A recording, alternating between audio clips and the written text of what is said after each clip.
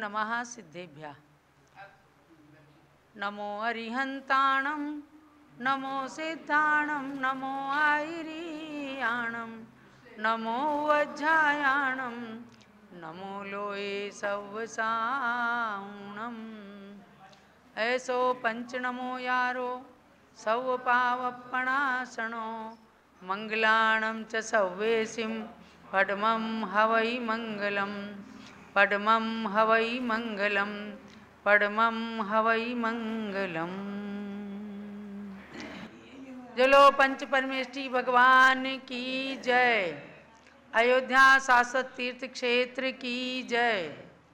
चारित्र चक्रवर्ती आचार्य शांति सागर महाराज की जय। परम पूज्य आचार्य श्री भद्रबाहु सागर महाराज की जय। परम पूज्य भारत गौरव दिव्य शक्ति अमृत निर्झरणी गणिनी प्रमुख कारिका शिरोमणि श्री ज्ञानमती माता जी की। अहिंसा में जैन धर्म की जय। भव्यात्माओं, 5 तारीख से ही आश्रव त्रिभंगी ग्रंथ का स्वाध्याय प्रारंभ हुआ है। आज एक विशेष विषय सामने आया है, इसलिए थोड़ा विषय का परिवर्तन करती हूँ। आज दिल्ली के अंदर विराजमान हमारे आरिका श्री दक्षमती माता जी का समाधि मरण का समाचार सुनने में आया। कल उनका समाधि मरण हुआ है, इसलिए आज क्लास नहीं चलाते हुए दूसरे विषय पर आप सबका ध्यान केंद्रित करूंगी और इसके पश्चात हम आरिका दक्षमती माता जी की श्रद्धांजलि सभा का भी आयोजन रखेंगे। तो शाश्वत तीर्थ अयोध्या पर आज 20वीं सदी के प्रथमाचार्य चारित्र चक्रवर्ती उपसर्ग विजेता समाधि सम्राट आचार्य श्री शांति सागर महाराज के जन्म दिवस को लेकर प्रातःकाल भी हमने आपको थोड़े से काव्य कथानक के माध्यम से आचार्य श्री का जीवन चरित्र सुनाने का उपक्रम किया था, क्योंकि कल आषाढ़ कृष्णा षष्ठी है और आचार्य शांति सागर महाराज का जन्मदिन आने वाला है। आज से 151 साल पूर्व आचार्य श्री ने दक्षिण भारत में जन्म लिया। भोजग्राम कर्नाटक में उनका रहवास था, अर्थात माता पिता का गृहवास भोजग्राम के अंदर सातगौंडा पाटिल का था। उनके पिता का नाम भीमगौंडा पाटिल और माँ का नाम सत्यवती था। ऐसे जिन शासन के एक सूर्य के रूप में मुनि परंपरा का विकास करने वाले, उसका जीर्णोद्धार करने वाले और मुनि परंपरा को जीवंत करने वाले आचार्य शांति सागर महाराज थे।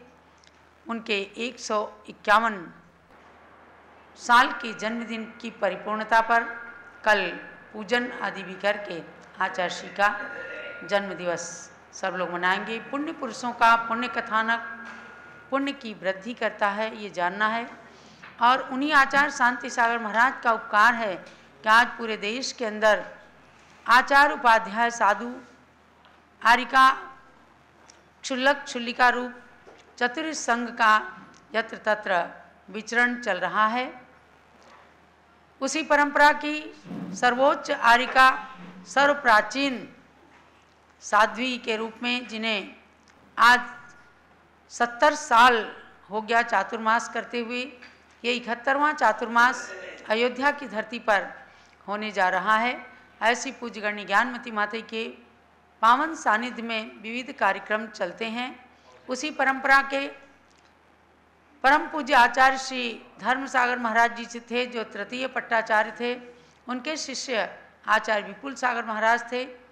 उनका भी अभी 1 सप्ताह पूर्व ही समाधि मरण हुआ और उनके शिष्य आचार्य श्री भद्रबाहु सागर महाराज यहाँ विराजमान हैं। और आज समाचार दक्षमती माता जी का सुना है। तो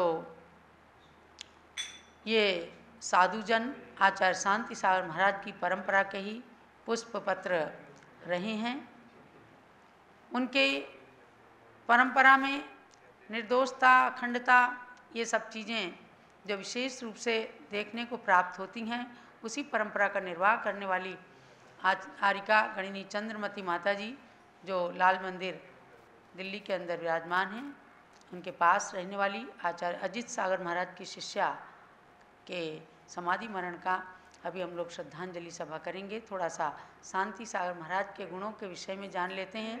हमने प्रातःकाल बताया कि सन 1872 में जिन शासन के सूर्य के रूप में शांति सागर महाराज का जन्म हुआ, यद्यपि उन्होंने अपनी नानी के घर एड़गुड़ के अंदर जन्म लिया, लेकिन उनका पितृवास अर्थात उनका मूल घर भोज ग्राम के अंदर था।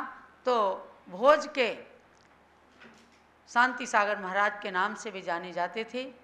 उन्होंने जन्म लिया और प्रारंभ से ही तेजस्वी थे, करुणामयी स्वभाव था उनका। तो खेत के अंदर जब वे खेती करने जाते थे तो पक्षियों को दाना चुगाते थे। सब लोग सोचते कि पक्षियों से खेत की रक्षा नहीं कर रहा, और वे पक्षियों को पानी भी पिलाते थे। तो सारे दूसरे खेतों की अपेक्षा 7 गौंडा के घर में विशेष रूप से धन धान्य की वृद्धि हुआ करती थी और खेत से अनाज बहुत ज़्यादा आता था। ये उनकी करुणा का प्रतीक था। 9 साल की उम्र में एक 6 साल की कन्या के साथ उनका विवाह हो गया और उसका भी 6 माह में ही देहांत हो गया। उसके बाद 7 गौंडा ने विवाह नहीं किया और अपने माता पिता की आज्ञा के अनुसार वे घर में ही रह करके धर्म साधना करने लगे। उसके बाद में देखेंगे कि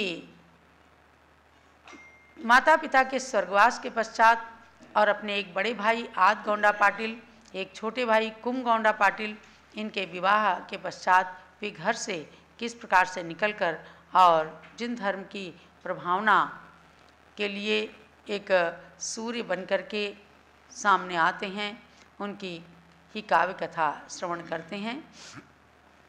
सुनो एक संत कहानी, कहूँ निर्ग्रंथ कहानी, श्री शांति सागर मुनिराज की। सुनो एक संत कहानी, कहूँ निर्ग्रंथ कहानी, श्री शांति सागर मुनिराज की। शांति सागर बोलो बारंबार, बोलो सभी मिल के उनकी जय जयकार। मुनिचर्या इनसे ही हुई है साकार, मुनिचर्या इनसे ही हुई है साकार। उन गुरु नाम गुरु को है नमस्कार। सुनो एक संत कहानी, कहूँ निर्ग्रंथ कहानी, श्री शांति सागर मुनिराज की। ईसवी सन 1912 तक में उनके माता पिता गए स्वर्गलोक में। उनके सभी भाइयों का ब्याह हो गया, उनके सभी भाइयों का ब्याह हो गया। 7 गौंडा को अब घर से मोह न रहा। सुनो एक संत कहानी, कहूँ निर्ग्रंथ कहानी, श्री शांति सागर मुनिराज की। सन 1914 ज्येष्ठ शुक्ला 13 थी।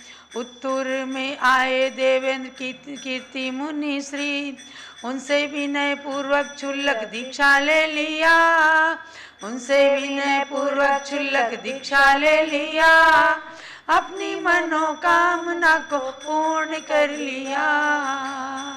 सुनो एक संत कहानी, कहूँ निर्ग्रंथ कहानी, श्री शांति सागर मुनिराज की। अर्थात सन 1914 को ज्येष्ठ शुक्ला 13 की तिथि आई, तब उत्तूर में मुनि श्री देवेंद्र कीर्ति महाराज, यानी आपको जानना है शांति सागर महाराज से भी पहले मुनिराज थे दक्षिण भारत में रहते थे, उत्तर भारत में तो यदा कदा कहीं कोई विचरण करते थे।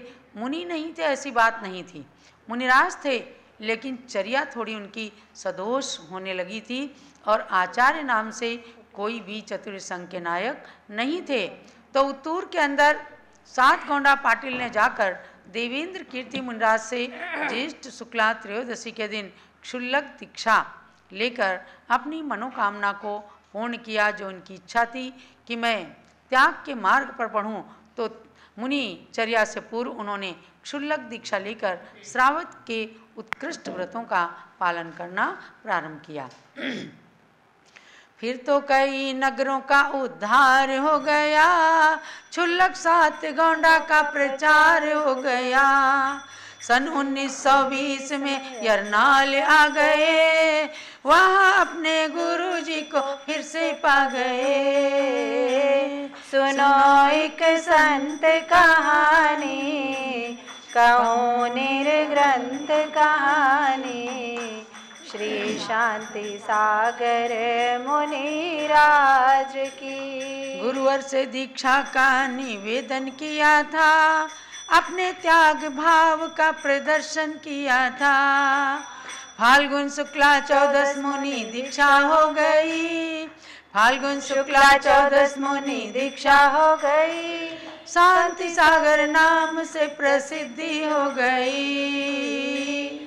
सुनो एक संत कहानी, कहूँ निर्ग्रंथ कहानी, श्री शांति सागर मुनिराज की। पुनः मूलाचार आदि ग्रंथ पढ़ लिया, अपने गुरु को भी उसी रूप कर लिया। ये थी मुनि शांति सागर की विशेषता, ये थी मुनि शांति सागर की विशेषता। चंदनमती रत्नत्रय का तेज था। सुनो एक संत कहानी, कहूँ निर्ग्रंथ कहानी, श्री शांति सागर मुनिराज की। यह शांति सागर महाराज के मुनि बनने तक का संक्षिप्त कथानक, अर्थात 1914 में उन्होंने यरनाल के अंदर उत्तूर के अंदर क्षुल्लक दीक्षा ली ज्येष्ठ शुक्ला त्रयोदशी को। पुनः एक बार यरनाल में सन 1920 में देवेंद्र कीर्ति महाराज मिले, उनसे अपने वैराग्य भाव की बात कही तो मुनि दीक्षा ले ली। इससे पूर्व ध्यान देना है कि एक बार उन्होंने गिरनार पर्वत की वंदना की और वहाँ 5वीं टोंक पर जाकर उन्होंने अपना दुपट्टा भगवान नेमिनाथ के चरणों में समर्पित कर दिया, अर्थात ऐलक बन गए। और ऐलक बनने के बाद सन 1920 में उन्होंने मुनि दीक्षा धारण की फाल्गुन शुक्ला चतुर्दशी को यरनाल के अंदर। तब उनका नाम ठीक से रखा गया मुनि श्री शांति सागर महाराज। और तब उन्होंने मूलाचार ग्रंथ का अध्ययन किया। आचार्य कुंद कुंद स्वामी की वाणी के अनुसार उन्होंने जो देखा कि थोड़ी बहुत विकृतियाँ जो मुनि परंपरा में आई हैं, विकृतियाँ मतलब एक घर में जाके आहार कर लेते थे, कुछ दक्षिणा भी ले लेते थे, और जहाँ उपाध्याय कहता था वहीं निमंत्रण से मुनि लोग चले जाते थे। शांति सागर महाराज ने इन विकृतियों को नष्ट किया और घर घर में उन्होंने द्वारापेक्षण के लिए श्रमण चर्या का दिग्दर्शन कराया। तब लोगों ने जाना कि इस प्रकार मुनियों को अलग अलग घरों में पड़गाहन किया जाता है और उनकी विधि के अनुसार पड़गा करके नवधा भक्ति से आहार दिया जाता है। कुछ लोग कह देते हैं कि शांति सागर महाराज ने अपने गुरु को पुनर्दीक्षा दी, ये बिल्कुल गलत है। पूज्य ज्ञानमती माता जी आचार्य शांति सागर महाराज को साक्षात देखने वाली, उनके दर्शन करने वाली बैठी हैं और उनकी परंपरा की वरिष्ठ क्षुल्लिका जी थी अजितमती अम्मा, उनसे भी सारी वार्ता की। शांति सागर महाराज ने अपने गुरु को कोई पुनर्दीक्षा नहीं दी, उनको छोटा नहीं बनाया, केवल गुरु के साथ विचार विमर्श किया कि अपनी मुनिचर्या जो है सदोष है, इसको निर्दोष करना है। तो निर्दोषता उसके अंदर ला करके मुनि परंपरा को उन्होंने जीवंत किया। आगे क्या होता है, जब लोग प्रथमाचार्य शांति सागर महाराज की मुनियों की सच्ची चर्या का पालन किया था मुनि श्री शांति सागर महाराज ने। उनकी साक्षात चर्या को अपनी आँखों से देखने वाले कुछ इक्के दुक्के लोग आज भी विद्यमान हैं। इन सभी चतुर्थ काल के मुनियों जैसी चर्या की बातें तो सुनते थे जो शांति सागर महाराज, पढ़ते भी थे। तो मूलाचार के अनुसार उन्होंने पंचम काल में भी अपनी चर्या का भी तो सुधार किया ही किया और अनेक प्रकार के उपसर्गों को भी उन्होंने जीता। तो उसके बारे में भी जानते हैं कि कैसे सर्प के, मनुष्यों के, तिर्यंचों के, चींटियों के उपसर्ग को सहन करके, और उन्होंने बताया कि इस पंचम काल में भी आज चतुर्थ काल के समान चर्या को पालन करने वाले मुनिराज हो सकते हैं। तो आगे चलते हैं। दीक्षा लेकर बने शांति सागर निज कर्म जलाने को, कैसे होते हैं मुनिवर ये बतला दिया जमाने को। एक बार कौनूर गुफा में शांति सिंधु ध्यानस्थ हुए, नागराज आकर मुनिवर के पावन तन पर भ्रमण करें, मानो हे पाषाण बन गए निज आत्म निधि पाने को, निज आत्म निधि पाने को। दीक्षा लेकर बने शांति सागर निज कर्म जलाने को, कैसे होते हैं मुनिवर यह बतला दिया जमाने को। भव्यात्माओं, जो आपने 3 दिन में जो छोटा सा स्वाध्याय किया है, उस स्वाध्याय के फल को ही तो आप जान रहे हैं।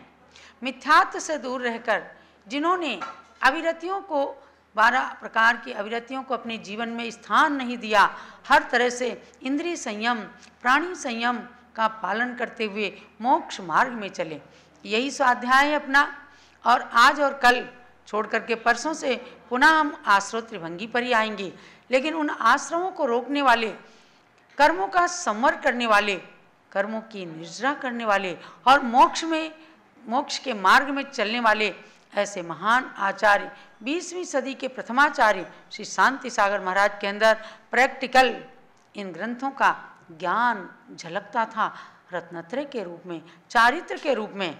तो कोन्नूर की गुफा में शांति सागर मुनिराज ध्यानस्थ बैठे थे और एक नागराज सर्प आकर के और उनके शरीर पर लिपट गया। लोगों ने देखा कि सांप लिपटा हुआ है, लेकिन विवेक का परिचय दिया, उस सांप को छेड़ा नहीं उन्होंने। देखते रहे कि किस प्रकार हमारे गुरुदेव एक पाषाण की मूर्ति के समान बैठ करके और सर्प के उपसर्ग को सहन कर रहे हैं। तो ये सर्प का उपसर्ग सहन किया उन्होंने और आगे क्या होता देखिए। 2 ब्रह्मचारी एक बार मुनिवर के सम्मुख पहुँच गए, बोले कलयुग में नई रिद्धि अतः आप मुनिवर नहीं हैं। गुरु ने आम्र वृक्ष का उदाहरण दिया उन्हें समझाने को, दिया उन्हें समझाने को। दीक्षा लेकर बने शांति सागर निज कर्म जलाने को, कैसे होते हैं मुनिवर यह बतला दिया जमाने को। वे ही आगे बने वीर सागर व चंद्र सागर मुनिवर, शांति सिंधु जैसा गुरु पाकर किया उन्होंने जन्म सफल।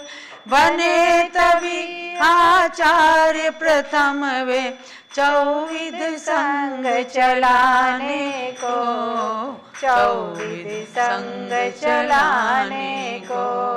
दीक्षा लेकर बने शांति सागर निज कर्म जलाने को, कैसे होते हैं मुनिवर यह बतला दिया जमाने को। संग सहित कर की विहार गुरुवर कुंथल गिर पहुँच गए। वहाँ देश भूषण कुलभूषण मुनि चरणों के दर्श किए। उनकी प्रतिमा बनवाई उनका इतिहास बताने को, उनका इतिहास बताने को।